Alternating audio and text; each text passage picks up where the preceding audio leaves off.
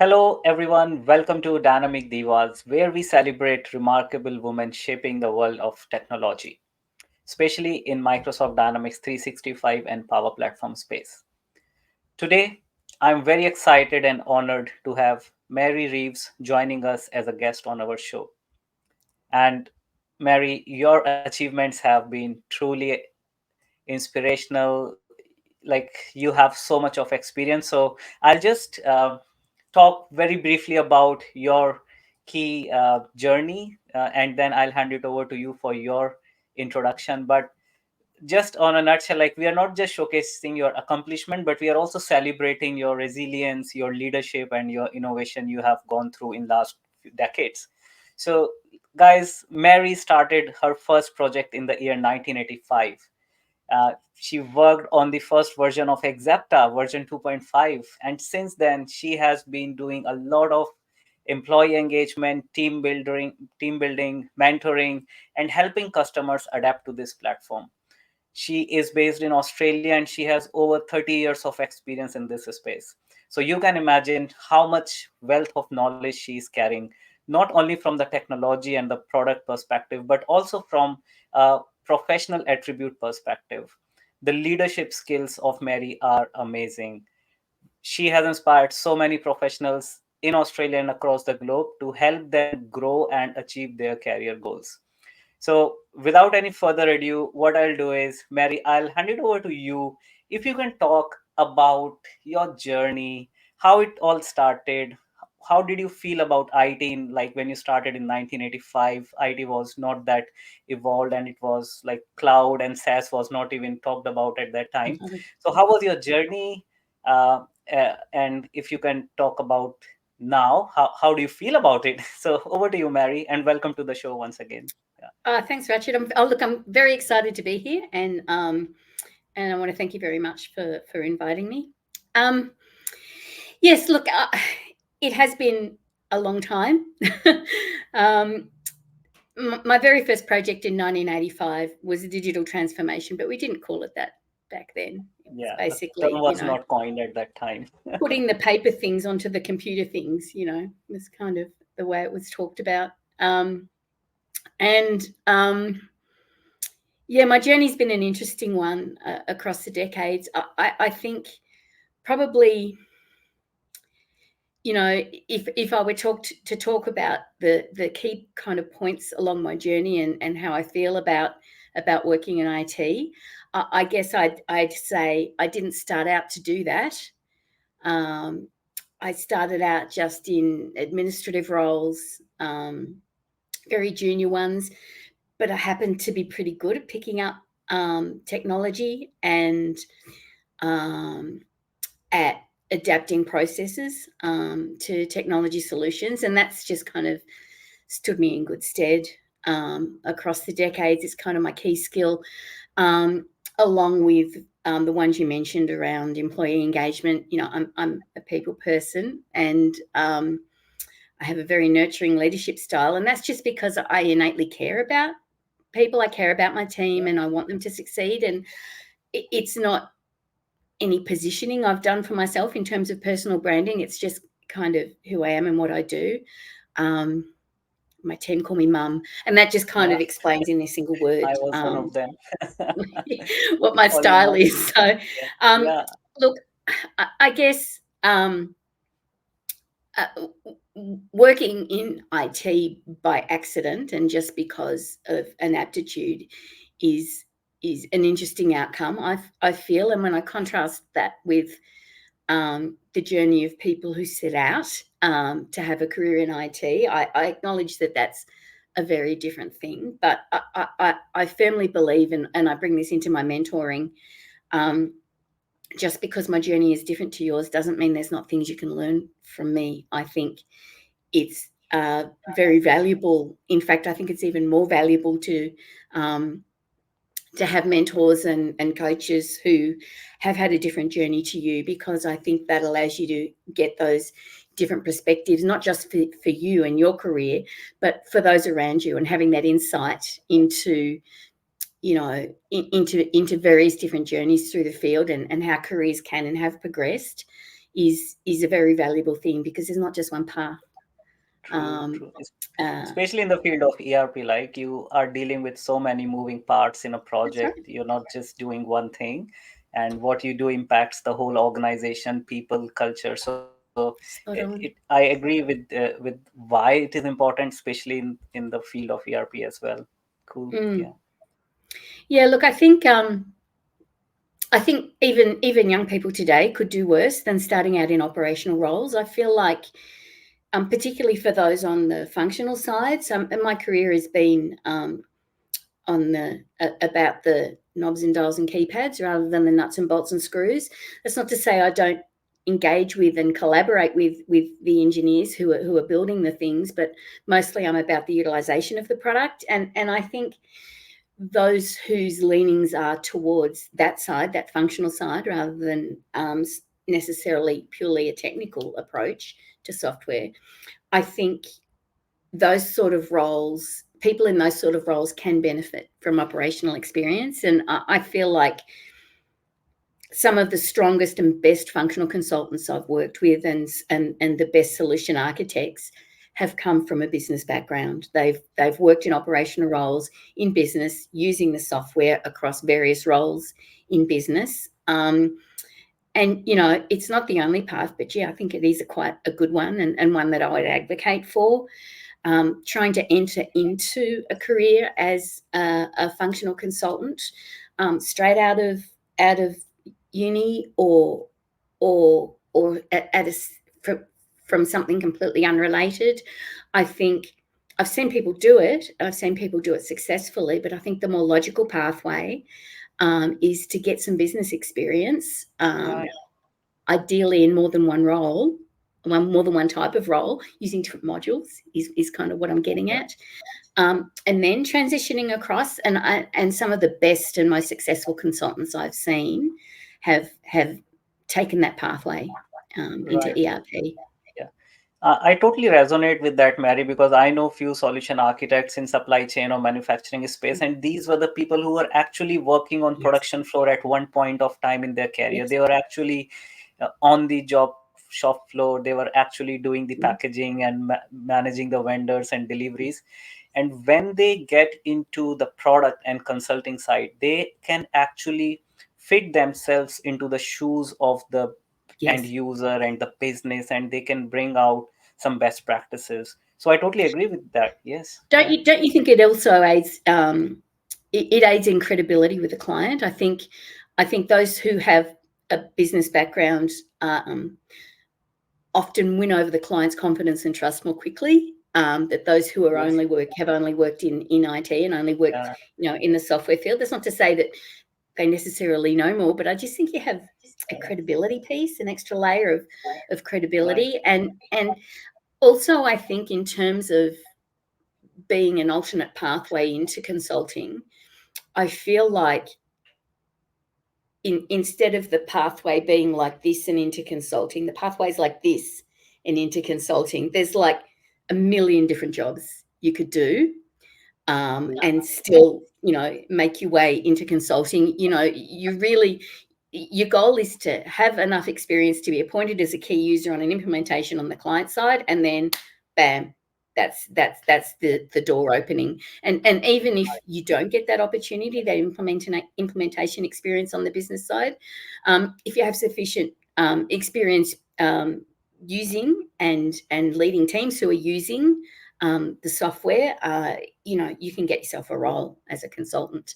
And I also feel like, particularly for women in the field, um, it's it's potentially a softer entry, because there are so many more roles for women operationally in businesses than there are in IT. I mean, IT is getting better, but it still is a male-dominated field, and I feel like there are many other fields operationally in the business world that are a lot further ahead in terms of gender equality, and that can be a really good way to build some experience and get yourself to the point where you have a really nice strong CV, Right. and you Yeah. can get yourself into that lucrative consulting career that you're looking for.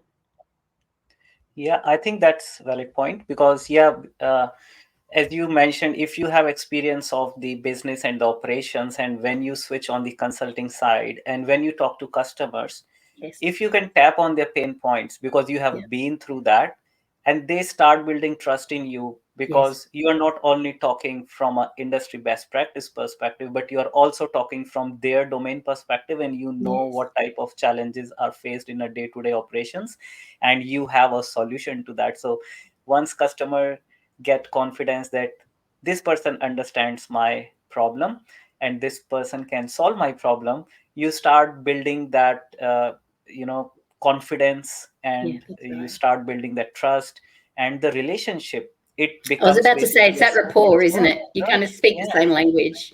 Yeah, I agree. And I think, not so much these days, but maybe 10 years ago, um, there was a higher incidence of failed implementations around the marketplace, and you'd come into a customer site and the customer would be very negative and Already they very have kind a of view. Right. defensive and untrusting of the people coming in from the software company. And I feel like that's not as bad now as it was then, but you still do come across situations like that where, I've been involved in a project like this before. It was Right. awful. It was a disaster. Why are we bothering? Those types of attitudes can be easier to combat if you've one foot either side of the fence. I guess you come from a place of experience, and you can empathize, I think. Yeah, and I think this is where Mary skills like your come into the play, because I have seen you handling very tough situations with the client, driving those difficult conversations. It's not really a technical or a functional conversations. These type of conversations are more towards the overall program objective, achieving Yeah. a goal as a team, laying the foundation, building the roadmap, and explaining the customers that how they can achieve that. So any tips you want to share for women who are in already in leadership role, but they are facing some complex situations, like from a professional uh, or a leadership perspective? Any tips from you for those areas? Mm. Yeah. Yes, look, it's hard. It's something I have to sit down and deliberately think about because it's, It's as I situational. said Yeah. before, my approach to leadership is just a kind of an organic one. I don't have a strategy that I employ, but I certainly feel like whether you're dealing with clients or dealing with your colleagues, I think there's a few powerful phrases which I find can really diffuse a situation and connect people to the problem. And in any situation, there's always at least one person in the room who's playing the player and not playing the ball, and you really want to try and diffuse that and get people focused on the problem at hand. And um, and it's a key kind of change management approach, I guess. Change is challenging, and you know more challenging for some people than others. And phrases like, I've seen this problem before, and something I've seen work for other clients is. So rather than saying, no, you're wrong, don't do it that way, that's completely wrong, that's not going to work, don't do that, you spin it around to the positive and say, yeah, that is a problem. I can see Yeah. that's going to be a problem. Let me think. Look, let's try this. This has worked elsewhere. Shall we try this solution? And I think that type of less dictatorial and more kind of engaging approach to Yeah. issue resolution, I think, is very powerful, and it's something I kind of innately do, mostly because I don't like conflict. So Right. I tend to try to diffuse things and take a friendly, more personal approach, and I feel like that's a valid technique, right? And it certainly worked for me. And something else that in terms of change I've used is and I alluded to it briefly a second ago, just with a couple of words, try it. So when you have people, either colleagues or clients, who are resistant for whatever reason, a lot of the time it's because they don't really understand and they're scared to say so. Um, a lot of a lot of the times, if you can say something like, yeah, look, I know maybe it won't work, but shall we give it a try? And then if there are issues, let's work through them and find a better outcome. And I feel like when you give people that kind of feeling that there's an escape hatch, it's just a trial. It's okay. We're just going to try it, and Yeah, almost never does it end up being rolled back, right? But you're just giving people that escape hatch, and it just helps their comfort zone. I think right. also people in a change situation, depending on the culture of their business, can be very afraid to be the person that said yes. This is what we're Yeah, going to that's a do common challenge because across projects, right? Like there people, are businesses where the yeah, culture is so bad that you've got managers whose style is just to find someone to blame and attack them, and that's right, never been my way to do things, and it's not a way, in my view, to be successful in business leadership. But true, unfortunately, there are a lot of people out there that think that's the way to be a leader, so you have to be able to deal with it, right? right. And I guess back to your question on being a woman in those situations, I try not to focus too much on the gender question, um, but I feel like as a woman in any field professionally, you have less scope to express your emotions, and that's because there's a perception which needs to change that women are over emotional, and when they are expressing their emotions, they're irrational, and you tend to be dismissed. So it's really important. And look, this professional behavior that I would advocate to anybody, no matter their gender or their background, but particularly for women, professional women, I think it's very important um,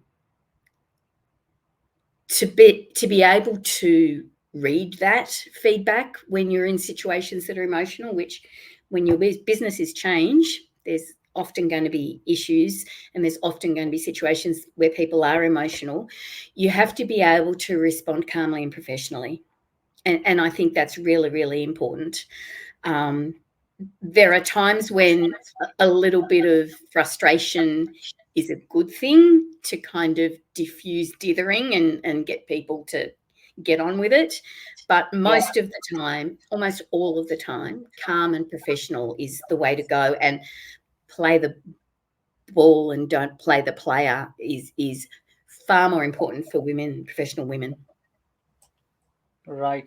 I think these are very deep conversations, Mary, and I agree. And it's very tricky because you are not dealing with a system problem or a No, technology problem. Again, it all ties back to people and the emotions and the strong holding of not letting go things out of your hand, and or you are being dealing with scared to commit. a lot of Yeah. complex things here. And And you if know you what? become, yeah, You asked me before, what are the hardest things? The yeah, people are yeah, the hardest thing. right. The people. It's not the system. It's not the software. It's not the business. Right, It's always yeah, the people. And I right, think one of the reasons for my success is somehow naturally I've been able to make good connections with yeah, people and establish a place of trust, both with clients and with colleagues. And I think it's a buzzword in your values and goals in most organizations. So I hesitate to say it, but integrity really is the key. And if I could give one piece of advice to anybody starting out in their career, it would be your personal integrity is absolutely vital. You just cannot compromise that. So have a clear understanding yourself of where your lines are, the lines that you will not cross. And if you're dealing with businesses as a consultant, those lines have to have a high bar. You have to be trustworthy. You have to be diligent.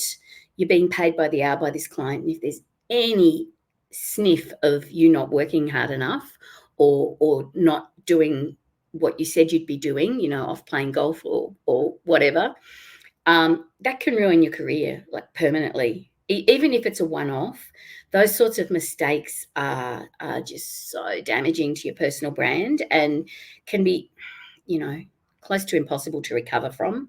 So personal integrity is really, really key. So, and in simple terms, that just means saying what you mean, and meaning what you say, saying what you're going to do, and then doing what you said you would do, being there when you said you would be there, and delivering when you said you'd deliver. Now, that's not to say that deadlines don't slip and issues don't occur. They do, but you need to be transparent about them, right? So Yeah, if you've given your word on delivery of something, yes, I'll have it to you by Wednesday, and something occurs that means you know you're not going to make it by Wednesday. Don't wait till Wednesday and not deliver.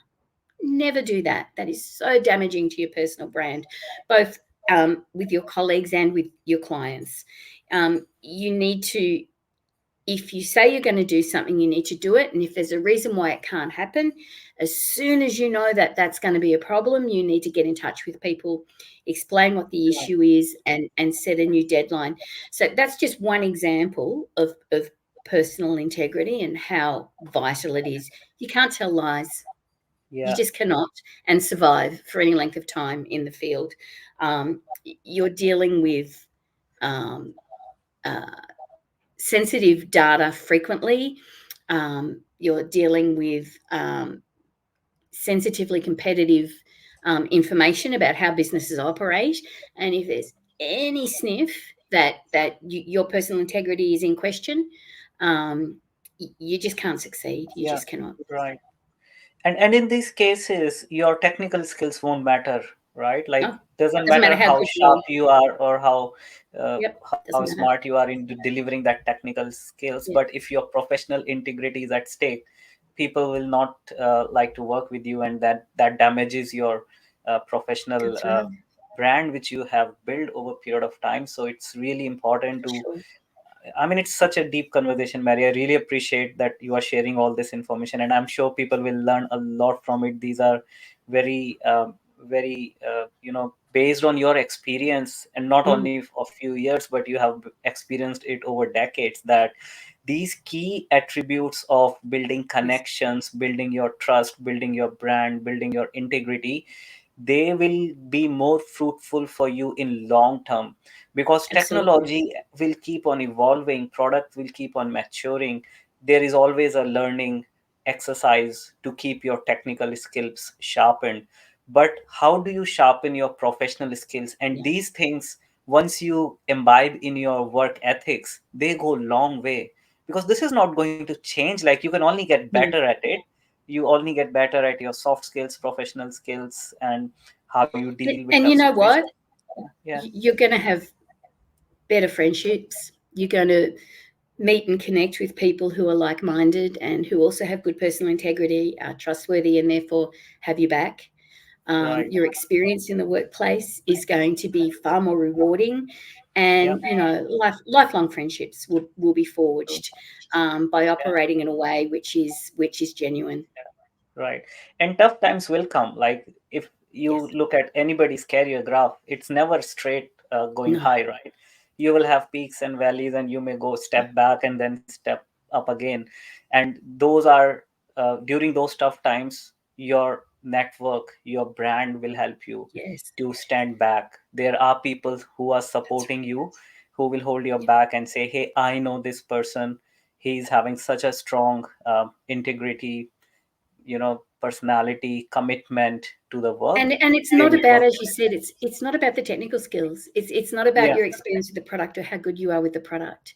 I right. know of young consultants who've come into the field knowing very little, but you know what? They make good connections with people personally. If they don't know, they'll say, you know what? I don't know, but let me find out for you. Yeah, And they research. And before they go into a workshop or into any kind of situation with a client, they find out what the topic is, they study the right. topic, they speak to their colleagues and ask those questions. Yeah, And I would much rather have a consultant in my team who works hard and is resourceful than one who has 20 years of experience and is lazy and shoves the work True, onto others. true. Much rather Definitely. have someone who's diligent and resourceful every time. 100% agree.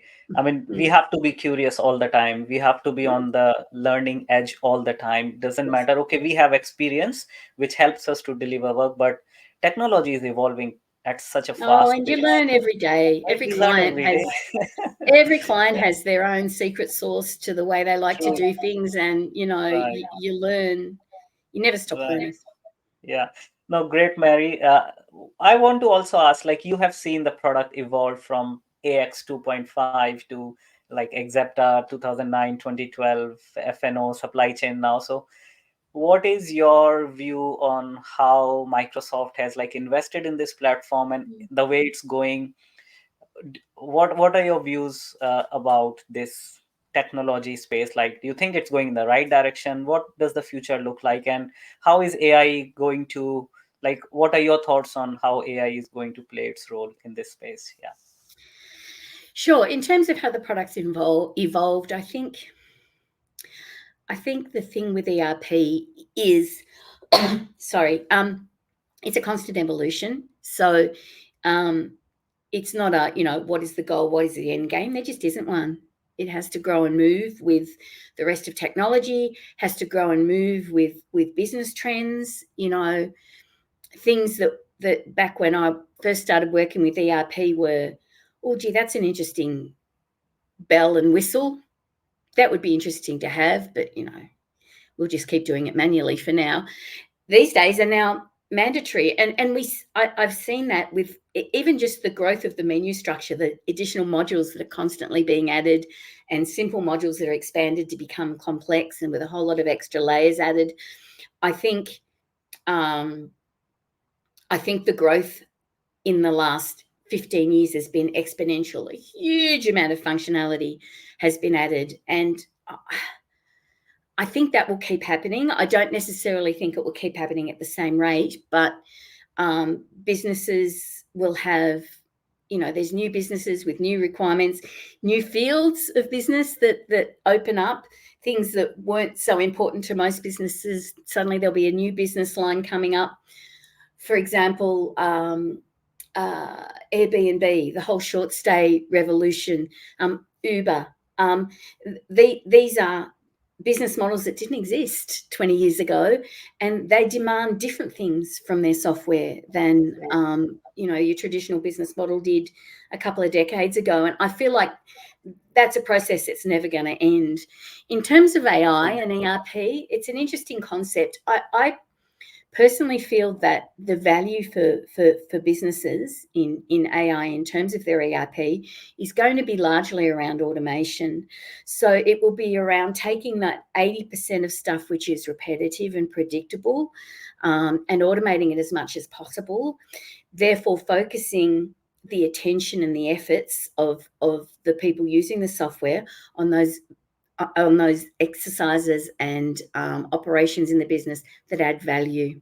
So things like growing business, enhancing the experience of the clients, providing a premium service for a premium price.